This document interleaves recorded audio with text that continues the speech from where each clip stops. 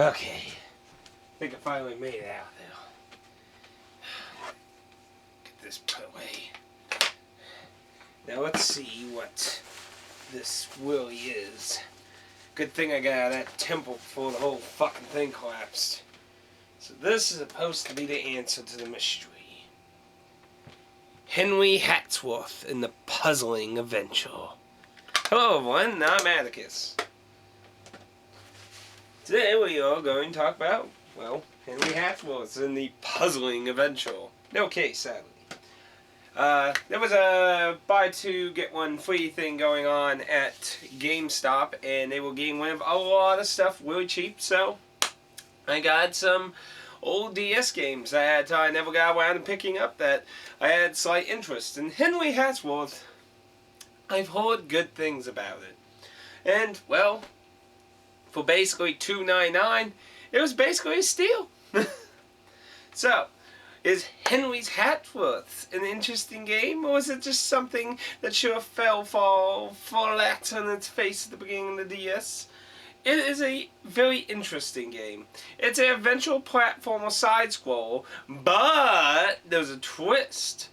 In a similar fashion, don't take this the wrong way, in a similar fashion, kind of like The World Ends With You, there's a simultaneously second game happening on the bottom screen. While in The World Ends With You, you basically have two separate characters interacting in the separate battles on each screen that you need to manage through. Henry Hatsworth on the top screen plays like a platformer side-scroller that's pretty normal affair, but the bottom screen is a Bejeweled game. And what's interesting is that the two interact with each other.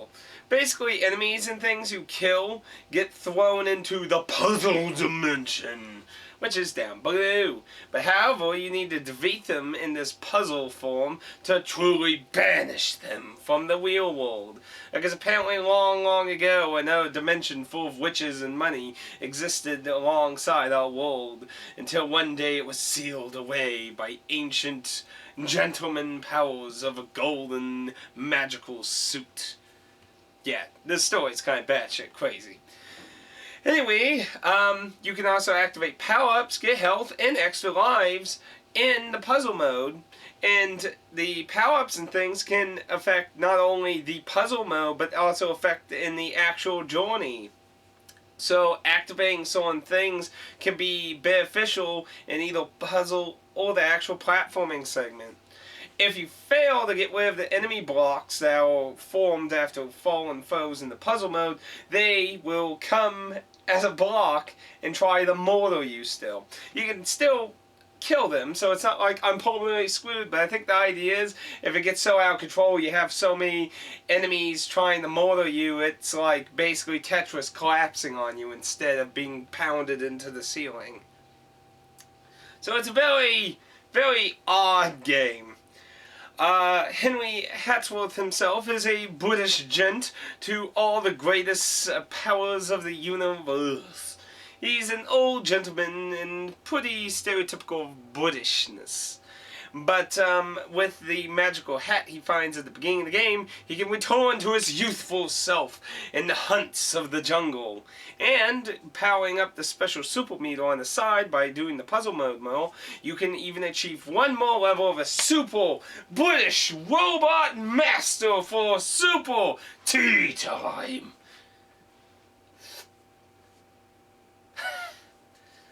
Yeah, that's pretty much boss mode activation now. Bosses seem pretty interesting so far. I don't know how long the game is, obviously, because it's a first question, but it actually is something that I feel like I will probably be playing through. I actually may even consider doing a Let's Play of it. After all, I haven't done a DS Let's Play in a while. The platforming in that, it's pretty standard. You can jump, there's no double jump as far as I can tell. You have a melee attack up, you can jump and do a charge downward attack. You have a gun that uses your special meter, which you need to keep in mind, but you have a gun you can shoot. And your gun also has a special mode where you can shoot beams, and has another interaction between the two games. When you have bullets shooting on screen, you can go into the puzzle mode and power up, and that will actually power the shots that you always shot to become more powerful. So there's a lot of interesting timing and switching between the two, and also avoiding monsters resurrecting to come and kill you and stuff. It's a very interesting idea, but I don't feel it's very over complex.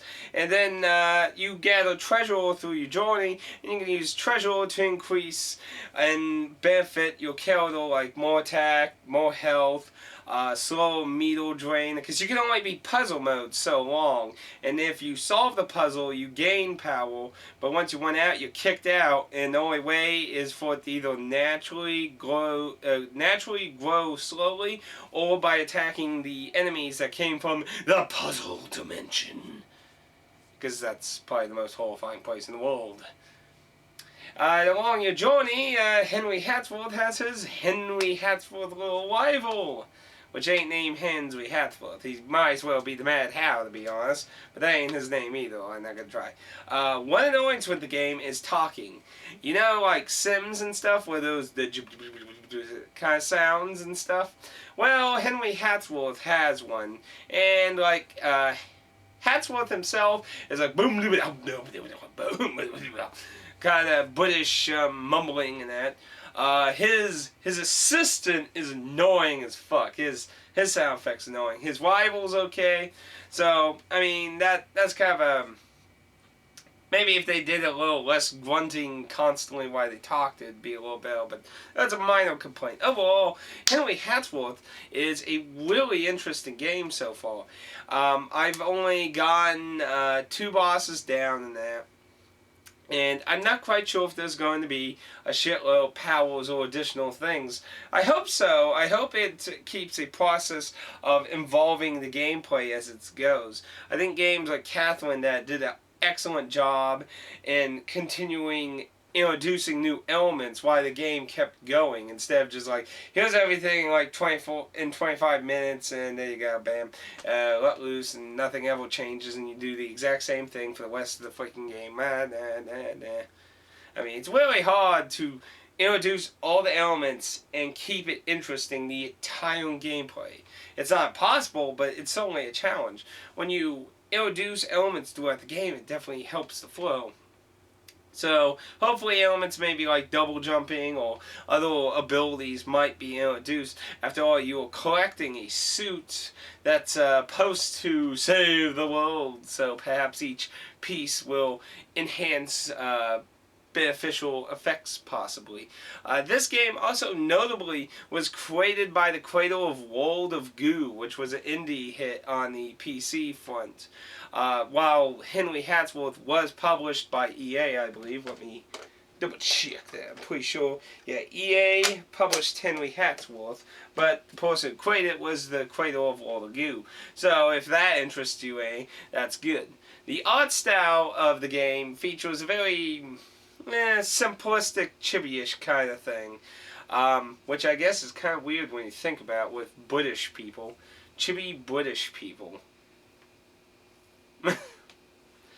Aside from that, I really like I like the animation. That it all seems pretty fluid. That the only other complaint I'd really say about the game is so far there is not a huge variety of enemies, though there have been with the last few stages I was playing, some being introduced, so hopefully it will also keep a steady flow of interesting enemies instead of just starting to use these all stockpile throughout. 'Cause so far there hasn't been a lot of variety in them.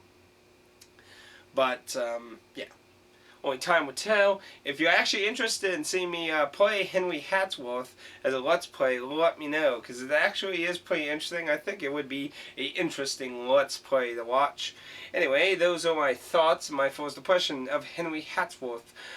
Was it puzzle? In the puzzling adventure. That's what it was. Henry Hatsworth in the. And also, I think, if I remember correctly, this game did not come out of America. I think it wasn't available in Europe. So if this game is interesting to you, you will probably have to import it, if I'm correct. I seem to remember that when I first heard about this game a long time ago. So anyway, those are my thoughts. If you have any comments or anything, let me know. I'm sorry if it was a bit of a short video. Until next time, I have plenty of other DS games because it was a 2 for 1 free, and I got 6 games. So I have a few DS things to check out while doing my Let's Play. So until next time, everyone, peace out.